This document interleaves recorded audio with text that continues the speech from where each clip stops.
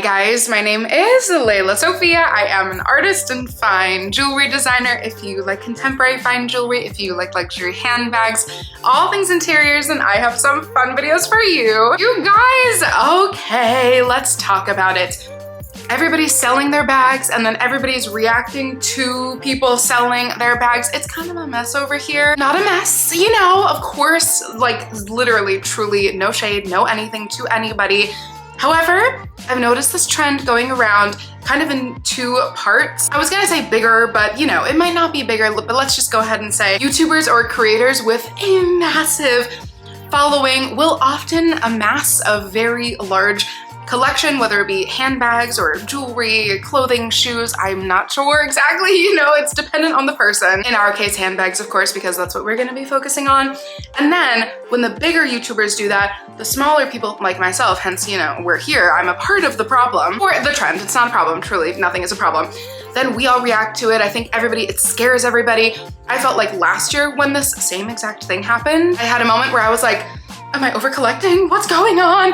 Why is everybody selling everything? What's going on? We're here to talk about it, okay? This is actually my third video talking about this same subject, but let's be more kind of specific this time. I'm gonna go over some tips and tricks that I feel like I've hopefully been abiding by to make sure that you never feel like you need to start completely over, which I'm not knocking, actually is a lovely, lovely thing, and I have done before, just by the way. I'm really excited to get into this very hopefully digestible, fun little video with you guys. First and foremost, if you guys are new here, thank you so much for tuning in. I can't wait to see you in all of my future videos. Make sure that you like this video, subscribe to my channel, follow me on Instagram at Lelasophia Jewelry.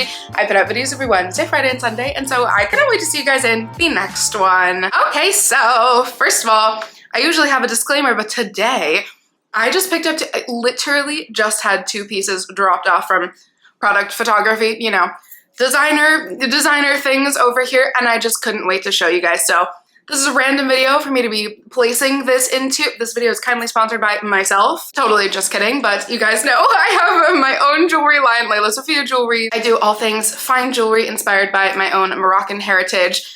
And I have been playing around with some bag charms, okay? We all know and love my original core collection bag charm that I always have kind of hanging, dangling on my Calla that I love. And I've been thinking for a while, honestly, I came up with this a while ago. I've been thinking of the perfect combo, and I think I found it for our second bag charm, which inspired by one of my dear clients. I hope you know how much how grateful I am for you. I have put on my little Celine 16. You guys, I'm introducing you to the Luna Rose bag charm. I'm gonna take it off of the bag in a second, but I just had to show how cute is this on my Celine 16. Again, inspired by my dear client who puts her core collection bag charm on her Celine 16, maybe bounces it around a little bit, but can we talk about how amazing a fun little gold bag charm is on the 16? Oh my goodness. Okay, so to, you know, lovingly put my 16 over here for a second, just to give you a little close up. For a long time, I've been thinking, you know, not to get overexcited, but thinking of like fun new combinations of fun pendants that I've done in the past that I could put on a bag charm. And I love this one, you guys. Okay, so this is my rose, my budding rose charm, which is over here. It's a little bit hard to see.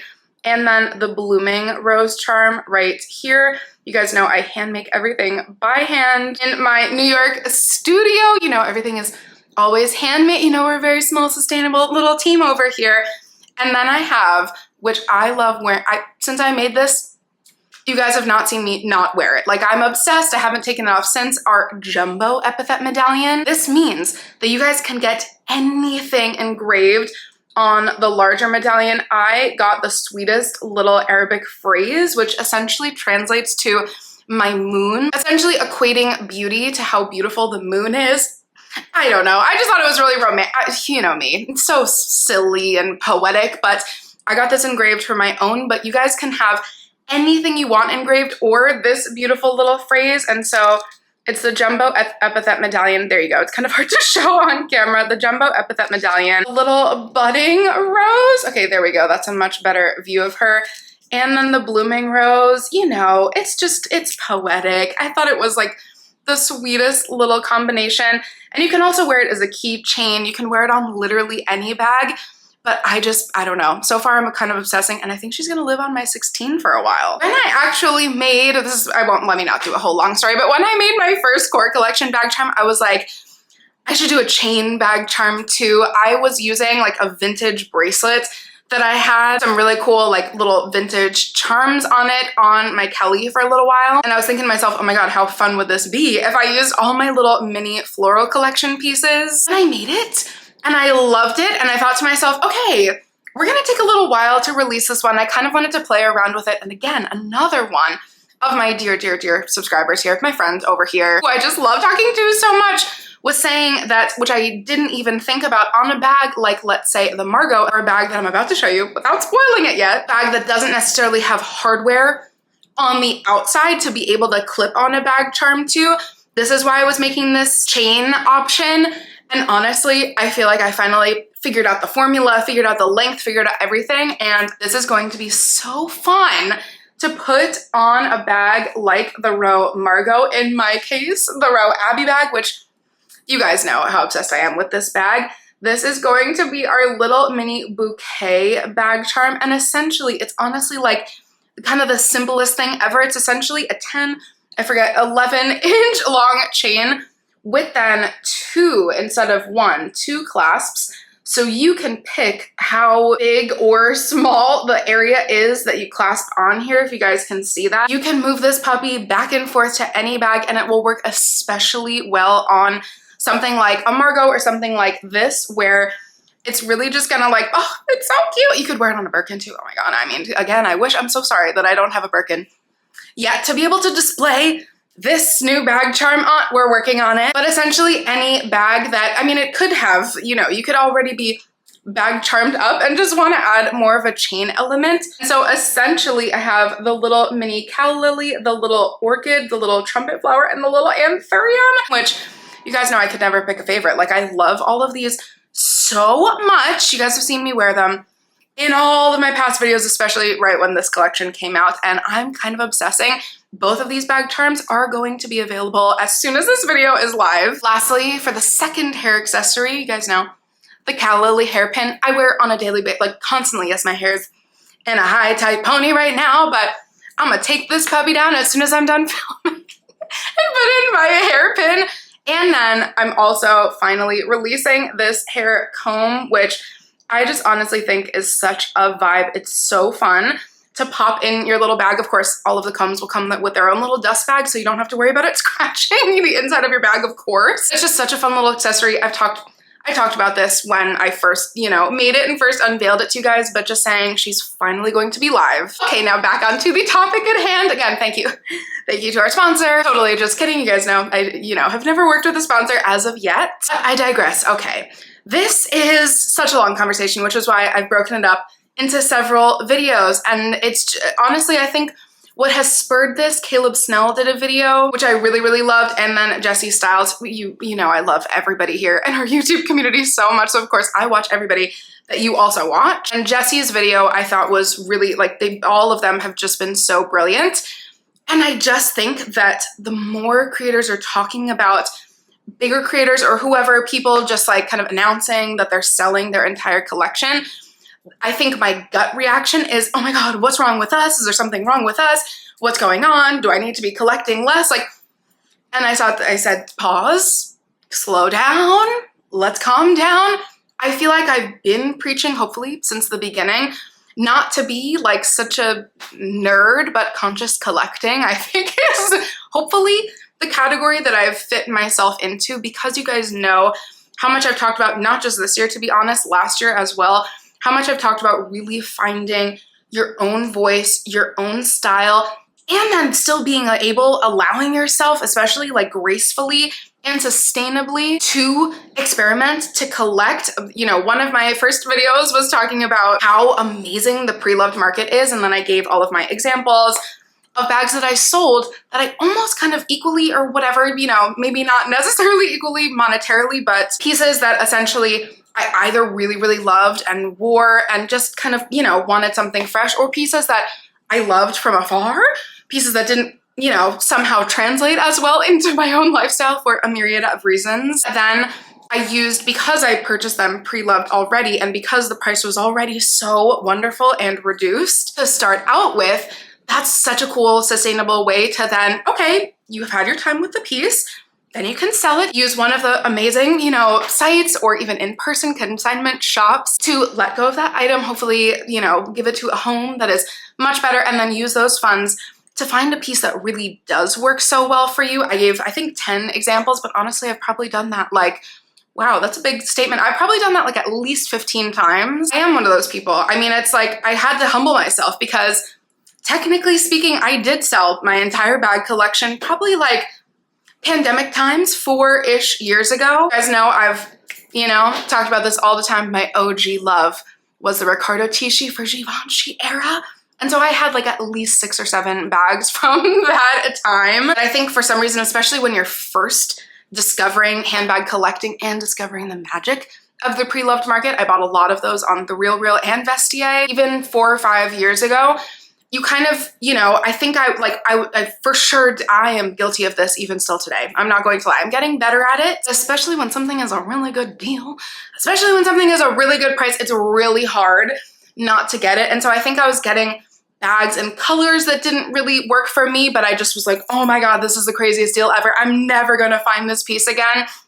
I could have probably waited and found it again. And so I have done that, I guess. Again, humble myself and say that I have sold everything. However, it was over time. Like, I think one of the, not an issue that I have with this whole selling everything and starting over is that it's so immediate. It feels so impending because that's a lot to sell everything you have, you know, empty shelves, and then start over. I think for me, maybe it's the anxiety in me. Something about like completely starting over on a fresh slate is, yes, maybe inspiring in ways, but it's also a little bit like rash. And so maybe I'm just someone who's gone a little bit slower, but essentially, I don't even know what I'm trying to say. I feel like I'd love to just kind of start a conversation because, again, this is like our 3rd or 4th video already talking about this. I really feel like even as amazing, like I literally have to admit to myself now, like I'm in the influencer creator category. Like that's weird. I have an entire other video coming that I'm so excited about. I don't know if any of you guys have watched Fashion Roadman before. Love his videos. So I'm so glad. I'm so happy I discovered him. I love his videos so much. I love his topics so much. He's been somebody that I've been watching so much lately. And to circle back to my point that I just kind of like drifted off at, he was talking about how he, you know, he's a consumer. He's an amazing, you know, fashion writer, critic. I'm not sure exactly what category he places himself into. Essentially, he's just a really cool human being. He talks a lot about how he's never wanted to show the pieces that he buys on his own YouTube channel because of a bunch of different reasons, I'm sure, but I think one of them honestly is that consumer culture. And so I actually feel like the category that, this is gonna sound really, really egotistical and not humble at all, but you guys know, the people that we all watch here, the people that we love so much, especially Mary from Mary's Room. I just have to talk, I feel like every video now I'm talking about you, but I just love you so much. Jamie, Alex Petit, again, Caleb Snell, Cassie Thorpe is the queen, Nori Anna is the queen, Tamara is the queen, you know? Even though I'm sure, you know, Tamara is certainly someone who's definitely changed her style so much and has had different resources to be able to collect in a very big way. I still categorize her as someone who genuinely collects pieces that she genuinely wants. And essentially, I think that will be a next video. Kind of the next part of this is talking about how we are a new group. We're a new group of people who are creating just because of this amazing community, who it's not like I'm anybody cool or anybody more important. It's the community aspect. It's making sure that we all know that we're just regular human beings doing, you know, things that we love. Life is really crazy all of the time. And I especially the last couple years, I've kind of like put my guilt aside for collecting these beautiful little things, especially I think as soon as I started making my own jewelry for my own jewelry line, I was like, I put my life into this. I put my heart and soul into this, especially when I'm collecting from brands that I know, like this is this entire person's life. This isn't like the branding can really be a designer's life, a creative director's life. So much beautiful effort and energy goes into creating these little things. And it's like, if you just have one thing, one aspect of your life that you dedicate to beauty that also happens to be functional, I think that that's a beautiful thing. And we can really you know, not maybe change, but hopefully influence the influencer culture on overconsumption. We're kind of like really throwing that aside. We're really concentrating on consciously collecting. Again, that sounds like such a stupid article word to use, but I actually really think that there are people like us, you know, doing the work to be able to switch, you know, flip the script. And to kind of end with, I don't know, this might sound so stupid to everybody, but I feel like I've been thinking about this so much because to end with, essentially, I always cut myself off, to end with points, little, I don't know if they're tips and tricks, but things that I've been doing personally that I think help so much make me feel really full and make me look at my collection and go, oh my God, like, I just love every piece so much. I've talked a lot about these points before, so, you know, all my amazing returning friends and subscribers over here, you're gonna bear with me, but I've talked a lot about points like finding your designer, finding a designer that truly, truly resonates with you, finding color palettes we see that truly resonate with you, and being able to allow yourself exceptions like, hello, my navy Kelly that I just showed right behind her. I have my green Celine clasp bag.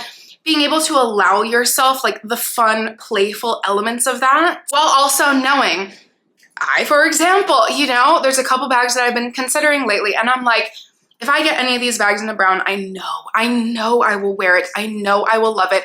Knowing the shapes, knowing what silhouette you like. And it sounds so silly, but knowing the functionality that you like as well.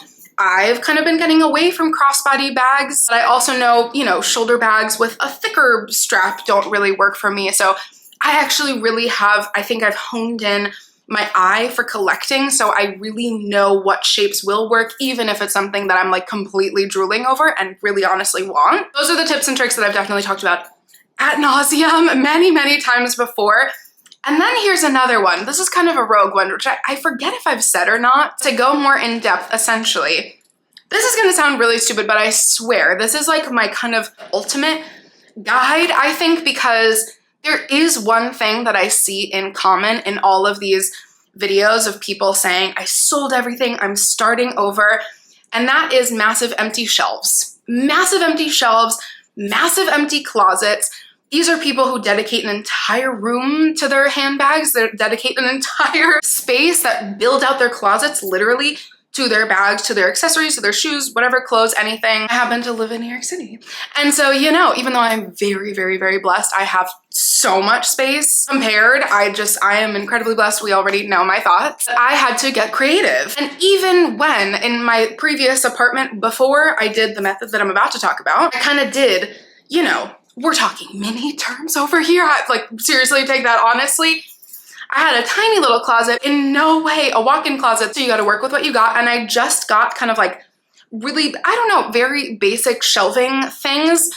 The difference between having empty shelves, being able to go rogue, and doing what I honestly wish I thought of 5-10 years ago, getting an actual cabinet, getting something that is finite, getting something that is restrained to put your pieces in. Again, we're talking handbags specifically over here because it's us, you know, we know us. You could do this for your shoes, you could do this for a jewelry closet, just, you know, zoom in a little bit.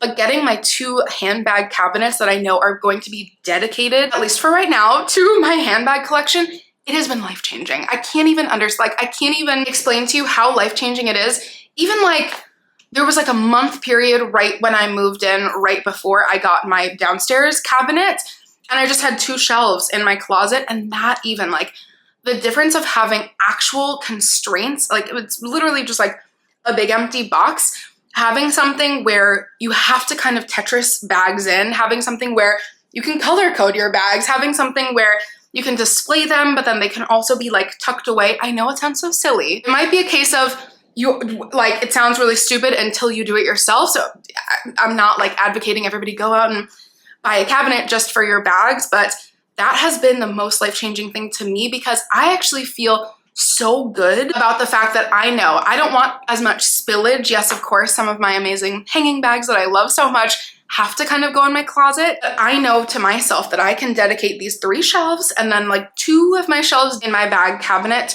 to my handbags, hopefully forever. And I don't want to go so outside of that. I don't want to ever go collecting crazy. I know that if there's something that I really, really want, I have to really think, do I have space for this, or do I need to consider selling another bag? Where is it gonna go in my home?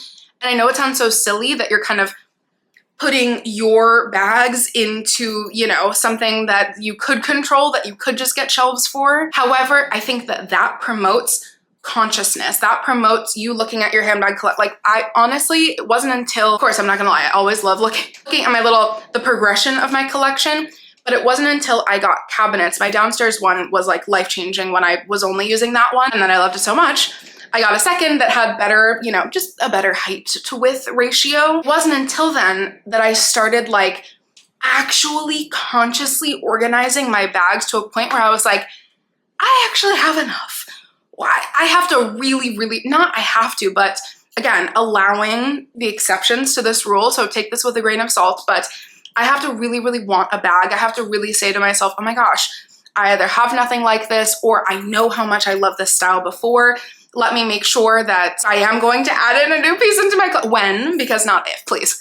I will continue collecting as I, you know, usually have been. Not stopping collecting over here, not even slowing down, just as I've been talking about, maybe purchasing less frequently with bigger ticket items or more significant. That doesn't have to just be monetarily. Long story short, I know I'm rambling at this point, but as soon as I started being able to really take in the entirety of my collection, but in a really beautiful way, like something that I find to be really beautiful that makes me happy, I'm like, I actually am good. I have a lot of beautiful pieces, and I find that when bags are just stacked on a shelf or in, you know, if you're lucky enough, if you're blessed enough to have an entire closet with like empty shelves, you can kind of just be like, oh, I have enough room for a new piece over here. I can just scooch everything. You can't do as much scooching here. It definitely has to be much more curated, but I don't know. I just feel like that was really life-changing for me. It could be the stupidest thing ever, but I really, now I'm like never, ever going back. I like British style dressing rooms. Oh my gosh, with just like really cool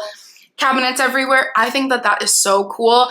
And then you just get to have like the sweetest little moment to yourself when I open my cabinets. I'm like, ah, yes, my babies. I feel like I've thought so much about each one of my bags, especially since getting these cabinets. And I don't know, again, could be totally silly, but I honestly think it's a game changer. You guys, that has been my two-parted, very random, rambly video.